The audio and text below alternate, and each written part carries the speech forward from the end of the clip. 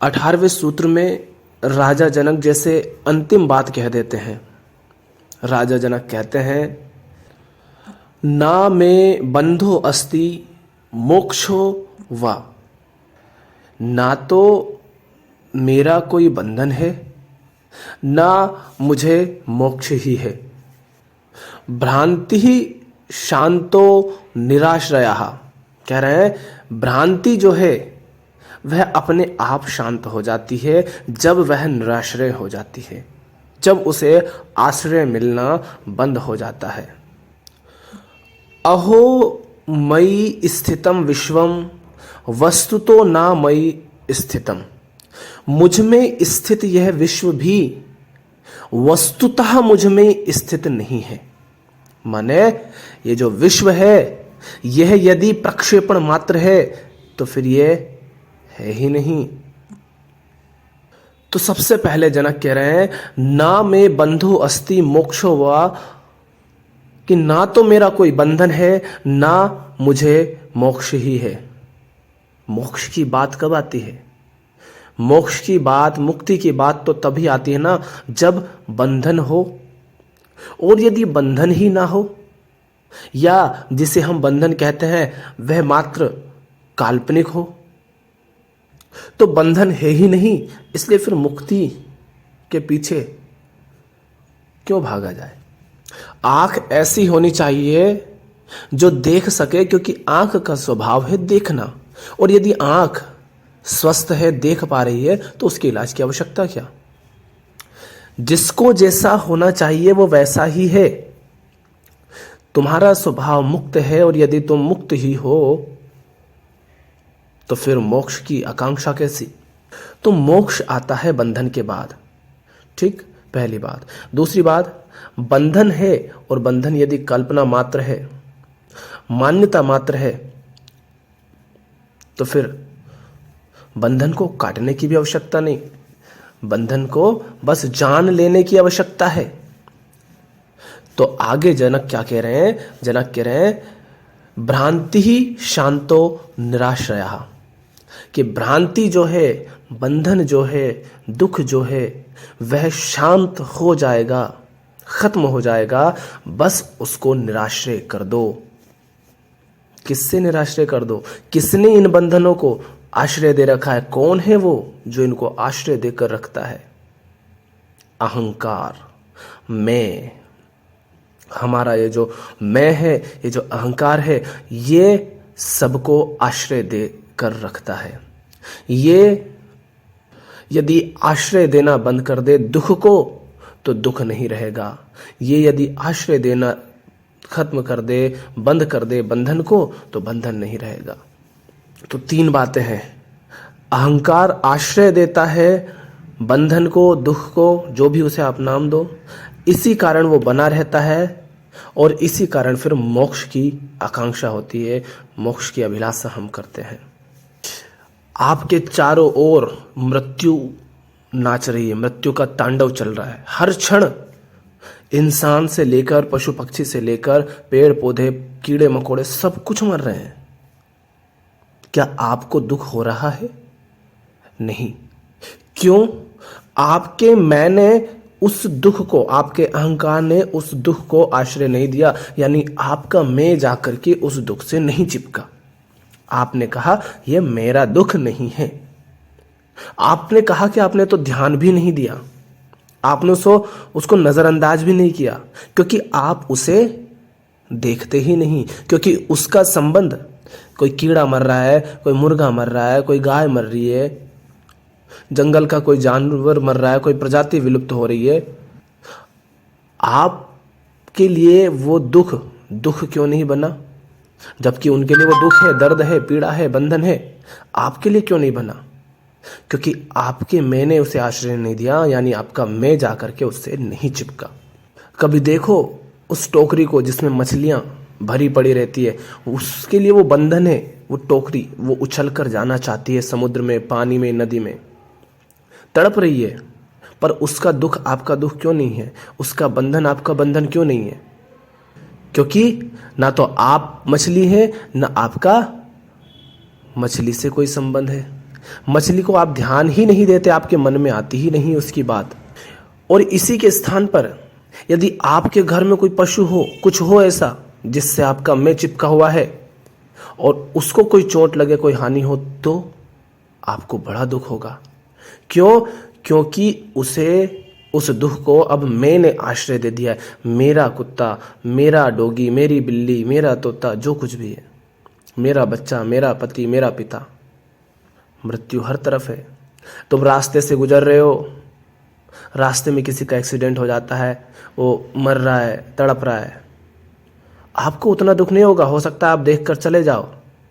पर उसी के स्थान पर यदि आपका कोई प्रियजन होता, क्या तब आप दुखी नहीं होते? क्या तब आप नहीं रुकते? इसका अर्थ मैं ये नहीं कह रहा हूं कि कोई दूसरा हो तो उसकी हेल्प आप नहीं करोगे या नहीं करना चाहिए। हो सकता है आप उसकी भी बहुत मदद करो, पैसों से मदद करो, उसको अस्पताल पहुंचाओ, जिस भी तरीके से हो सकता है।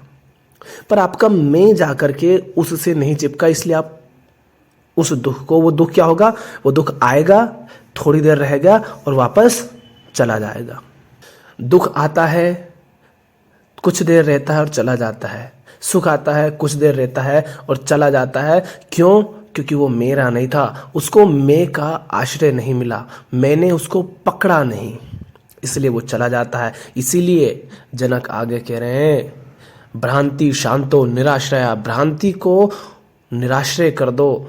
उसका आश्रय माने उसका घर, उसका संरक्षण, जहां उसे सुरक्षा मिलती है, जहां वो स्वयं को बचा के रख लेती है, वहां से उसे निराश्रय कर दो तो वह अपने आप मिट जाएगी। तो दुख भी आता है और चला जाता है, पर यदि मैंने उसे आश्रय दे दिया तो वह बना रहेगा। तो हमने कहा किसी का एक्सीडेंट हो गया, अगर वो अपना है तो वहां पर मैं उसे आश्रय दे देगा उस दुख को, अन्यथा मौत तो हर क्षण घट रही है। जिन्हें तुम अपनी समस्या कहते हो, जब तुम उन्हें अपनी, मेरी समस्या कहकर संबोधित करते हो और मान लेते हो, तुम जब उन्हें अपनी ही मान लेते हो कि मेरी व्यक्तिगत समस्या है, ये तो सिर्फ मेरे ही साथ घट रहा है, उस समय पर और उस स्थान पर सिर्फ तुम्हारे साथ घट रहा है, लेकिन किसी अन्य समय में और किसी अन्य स्थान पर वो न जाने किन किन के साथ घट रहा है। अलग अलग स्थानों पर, अलग अलग समय में घट रहा है, अलग अलग रूपों में घट रहा है। किंतु जब उस समस्या को, उस बात को, उस घटना को, उस दुख को तुम अपनी व्यक्तिगत बना लेते हो, तब वह तुम्हारे लिए बंधन हो जाती है, तब उसको मैं का आश्रय मिल जाता है और इसी कारण फिर वो लंबे समय तक बनी रहती है और तुम्हें खाए जाती है। तो बात कहां आ रही है बार बार लौटकर? मैं पर, अहम पर। यदि अहम ना हो, अहंकार ना हो, तो सारे बंधन स्वतः ही नष्ट हो जाएंगे। अहंकार माने डूबते को तिनके का सहारा। अहंकार है डूबते को तिनके का सहारा। तिनका क्या है? अहम, अहंकार। डूब क्या रहा है? शरीर रूप में सारी वृत्तियां, सारे बंधन, सारे दुख। पर तिनके का सहारा मिल जाता है, अहंकार का सहारा मिल जाता है, तो वह बचे रहते हैं। तो कुछ भी हमारे लिए बंधन कब हो जाता है? जब बंधन को मैं का आश्रय मिल जाता है। और बंधन, अशांति स्वतः ही शांत कब हो जाती है? जब उसका आश्रय छिन जाता है। अब यह कोई अच्छी बात नहीं है, पर आप देखो कि जंगल काटे जा रहे हैं और उन जंगलों में रहने वाली प्रजातियां विलुप्त होती जा रही हैं, सदा के लिए खत्म होती जा रही हैं और बहुत तेजी से जंगल कट रहे हैं। सब हमारी मूर्खता के कारण, क्योंकि हमने अपने मैं को जाकर के कुछ चीजों से चिपका दिया है ना, और जिनसे हमने मैं को चिपका दिया है, हम तो बस उनकी ही फिक्र करते हैं। कभी हमारी दाल रोटी छिनती है, हमारी नौकरी छिनती है, क्योंकि उससे हमारा मैं चिपका है। तो हमें समस्या होती है तो हम उसके लड़ते हैं, संघर्ष करते हैं, हड़ताल कर देते हैं, मेहनत करते हैं, नारेबाजी करते हैं। संसार में बहुत कुछ गलत हो रहा होता है, लेकिन हम किसकी बात करते हैं? हम उसकी ही बात करते हैं जिसका संबंध मुझसे होता है, मैं से होता है। हमारे पास संसार में उसके अलावा और कुछ होता ही नहीं है, बाकी सब का तो हमें पता ही नहीं होता है। तुम्हें भूख लगी हो तो आम के पेड़ में तुम्हें क्या दिखाई देगा रास्ते में जा रहे हो? तुम क्या उसकी सुंदरता को देखोगे, उसकी विशालता को देखोगे, उसकी अडिगता को देखोगे, उसकी मोटी शाखाओं को देखोगे, उसकी छाया को देखोगे? नहीं। तुम्हें भूख लगी है तो तुम देखोगे फल कहाँ है। तो हम हमेशा किस चीज पर ध्यान देते हैं? उस पर जिसमें हमारा स्वार्थ होता है। तो संसार में बहुत कुछ हो रहा होता है, लेकिन हम सिर्फ उस बात को महत्व देते हैं जिससे हमारा संबंध होता है, जिससे मैं का संबंध होता है, जिससे अहंकार का संबंध होता है। तो हम कह रहे हैं कि जंगल खूब कट रहे हैं, खूब प्रजातियां विलुप्त हो रही है सदा के लिए, हमें उसकी कोई चिंता नहीं, कोई समस्या नहीं। क्यों? क्योंकि हमें उससे क्या, मेरा उसमें क्या, तो हमें उसका कोई दुख नहीं होता। लेकिन याद रखना, जब तक व्यक्ति में अहंकार है तभी तक वो ऐसा हो सकता है कि किसी और के कष्ट में उसे कष्ट ना हो, किसी और के दुख में उसे दुख ना हो। जब सचमुच व्यक्ति का अहंकार मिटता है तो हर जीव का दर्द उसका दर्द हो जाता है, हर जीव की मुस्कुराहट, हर जीव की खुशी उसके लिए भी खुशी बन जाती है।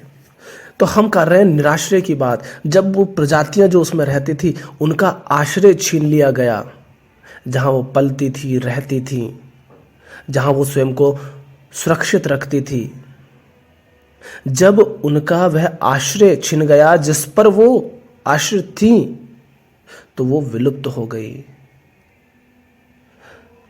हालांकि हम गलत कर रहे हैं, किंतु इसी तरह यदि ये अहंकार, ये मैं यदि दुख को, बंधन को आश्रय ना दे कि मेरा दुख, मेरा बंधन, मेरी समस्या, और हम पैसे की समस्या की बात नहीं कर रहे हैं, रोटी पानी की समस्या की बात नहीं कर रहे हैं, हालांकि वहां पर भी कई हद तक ये बातें लागू हो जाती हैं, पर हम मूल रूप से हमारी मनोवैज्ञानिक समस्याओं की बात कर रहे हैं, आंतरिक समस्याओं की, अपने दुख की बात कर रहे हैं, अहंकार की बात कर रहे हैं। तो जब ये अहंकार रूपी जंगल दुख, बंधनों को, वृत्तियों को आश्रय देना बंद कर देता है, माने जब अहंकार नहीं होता है, तो वो निराश्रय हो जाने के कारण स्वतः ही शांत हो जाती है, क्योंकि वास्तव में वो है ही नहीं। क्यों नहीं है? आगे क्या कह रहे जनक? आयो अहो मयि स्थितम विश्वम वस्तुतो ना मयि स्थितम, कि यह जो विश्व है, मुझ में स्थित ये जो विश्व है, वस्तुतः मुझ में स्थित नहीं है। क्यों? क्योंकि ये विश्व भी तो मेरा ही प्रक्षेपण है। अब तुम बताओ, तुम्हारी एक स्थिति होती है, तुम्हें संसार कुछ और नजर आता है, तुम्हारी दूसरी स्थिति है, संसार तुम्हें कुछ और नजर आता है। संसार भी कभी तुम्हें अच्छा लगता है, कभी बुरा लगता है, और जब सजग रहोगे तब तुम इस अंतर को बहुत अच्छे तरीके से जान पाओगे कि एक स्थिति में मैं बदल जाता हूं तो संसार मेरे लिए बदल जाता है, मेरी ही अलग अलग स्थिति में संसार मुझे अलग अलग समझ आता है, अलग अलग नजर आता है, अलग उसको मैं अनुभव करता हूं। संसार ही बदल जाता है तो भी मुझे अलग नजर आता है। और उससे भी अगर थोड़ा पीछे हटो तो संसार किसके लिए है? मैं के लिए ही तो है ना संसार। और हमने क्या कहा, हमारा संसार क्या है? हमारा संसार बस वही है जिससे हमारे स्वार्थ जुड़े हैं। उन्हीं सब बातों के अलावा हम अब अपने पूरे दैनिक जीवन को देखिए आप, वह कौन सी चीजें हैं जिनको तुम अपने जीवन में का सबसे अधिक समय देते हो? हर दिन 24 घंटे होते हैं, 24 घंटे में सबसे ज्यादा समय तुम किन चीजों को देते हो, किन बातों को देते हो जिनसे सबसे ज्यादा आपके स्वार्थ जुड़े हुए हैं? तो आपका संसार क्या हुआ? वही जिसमें आप जीते हैं, जिसको आप अपना समय देते हैं, वही तो आपका संसार हुआ। उसके अलावा बाकी संसार में क्या चल रहा है, क्या नहीं चल रहा है, क्यों चल रहा है, कैसे चल रहा है, उससे तो आपको मतलब ही नहीं है। तो इसका अर्थ क्या हुआ? जिस संसार में आप जीते हैं उसके रचिता आप स्वयं हैं। अहंकार अपने ही बनाए संसार में रहता है। तो जो संसार आप कहते हैं, जिस संसार की आप बात करते हैं, वो संसार सिर्फ आपका संसार है, क्योंकि वह आपका प्रक्षेपण है। इसीलिए जनक कह रहे हैं कि ये जो संसार मुझ में स्थित दिखाई देता है ना, वस्तुतः ये मुझ में स्थित है ही नहीं। जैसे सपने के अंदर जो संसार होता है, जब तक सपना होता है तब तक तो हमें पता ही नहीं होता है ना कि उसके अतिरिक्त कोई और संसार है, और जिसमें अभी हम जी रहे हैं वो सपना मात्र है। तब तो हमें नहीं पता होता है, तब तो सपना ही हमारे लिए सत्य होता है। और उस सपने के अंदर हमें कोई चोट पहुंचाता है तो दर्द भी होता है, कोई हमें बुरा भला कहता है तो बुरा भी लगता है, होता है ना सब कुछ। डर भी लगता है वहां पर, मृत्यु भी हो जाती है, सब कुछ हो रहा होता है। सपने के अंदर भी जो कुछ घट रहा होता है वो भी हमारे लिए सत्य होता है उस समय। वैसे ही आंख खुलने पर जब तुम क्या कहते हो कि अरे वो सब कितना सच्चा लग रहा था लेकिन ये तो सपना निकला, उसी तरह ये जो अभी चल रहा है ना, ये बस थोड़ा ज्यादा बड़ा सपना है, इसलिए ये तुम्हें सत्य लगता है। इसमें भी सारे अनुभव होते हैं, सारे अनुभव सच्चे लगते हैं। लड़ाई होती है, मार काट होती है, कोई गुलाम है, किसी का शोषण हो रहा है, सब कुछ हो रहा है, पर और उसके अंदर उसमें उसे दर्द भी हो रहा है, बंधन भी महसूस हो रहा है, सब कुछ हो रहा है, पर ये सब आपका ही तो प्रक्षेपण है, ये सब आपका ही संसार है, आपने ही इसे रचा है। पर अब ये मत कह देना अच्छा सब कल्पना मात्र है तो क्या सब सपने जैसा ही है, तो क्या इसमें कुछ ना करें? क्या सपने में कुछ नहीं करते हो? सपने में भी यदि बंधन में पाते हो तो बंधन से मुक्त होने के लिए जो कुछ करना आवश्यक होता है करते हो ना। भूख लगती है तो भूख मिटाने के लिए जो करना होता है वो करते हो ना, सपने के अंदर भी। तो यहां कौन कह रहा है कि इसमें मत करो, किंतु इसको सत्य मान करके ना जियो, क्योंकि जब इसे तुम सत्य मान लेते हो तो जा करके तुम्हारा मैं जो है तुम्हारे बंधनों को, तुम्हारे दुखों को आश्रय दे देता है। और जब मैंने आश्रय दे दिया तो बंधन, वो दुख जो आते हैं और चले जाते हैं, वे आकर चले नहीं जाएंगे, वे ठहर जाएंगे। दुख और बंधन आते हैं और चले जाते हैं, लेकिन जब उनको तिनका माने अहम मैं सहारा दे देता है, आश्रय दे देता है, तो ये ठहर जाते हैं। क्योंकि सारे दुख और बंधन को आश्रय देने वाला अहम है, अहंकार है, मैं है। अहम ना हो तो सब निराश्रय हो जाएंगे और स्वतः ही शांत हो जाएंगे। जितने भी तुम्हारे दुख हैं, दर्द हैं, बंधन हैं, उनसे मैं को हटा लो तो फिर देखो क्या बचता है। क्या वे बचेंगे? तुम्हारा मैं जाकर चिपका हुआ है। कोई दुख है, कोई बंधन है, कोई समस्या है, कोई पीड़ा है, उससे तुमने मैं को, अहम को चिपका लिया है। मेरा दुख, मेरा बंधन, मेरी पीड़ा, मेरी समस्या, इसलिए वो तुम्हारे लिए बंधन बन गया है।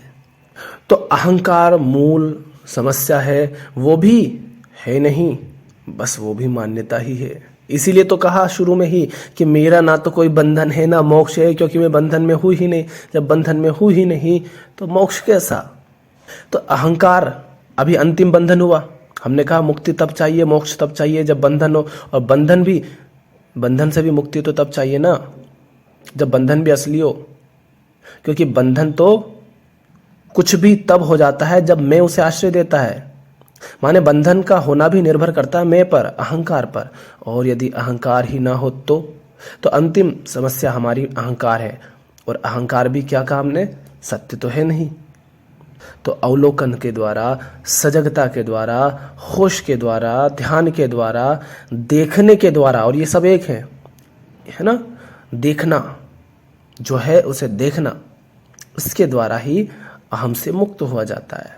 कि कहाँ मैं जाकर चिपक जा रहा है, कहाँ कहाँ मैं बंधनों को, दुखों को आश्रय दे रहा है। जब मैं आश्रय देना बंद कर देता है तब ना अहम बचता है, अहम नहीं बचता तो बंधन नहीं बचता, बंधन नहीं बचता तो मोक्ष की आवश्यकता नहीं रह जाती, मोक्ष की बात ही नहीं रह जाती। मोक्ष की बात कौन करे? बात करने वाला ही तो अहंकार हो जाता है। अहंकार ही तो कह रहा है कि बड़ा दर्द है, बड़ी पीड़ा है, मुक्ति चाहिए। तो मैं का आश्रय देना बंद हो, यही है मुक्ति, यही है मोक्ष।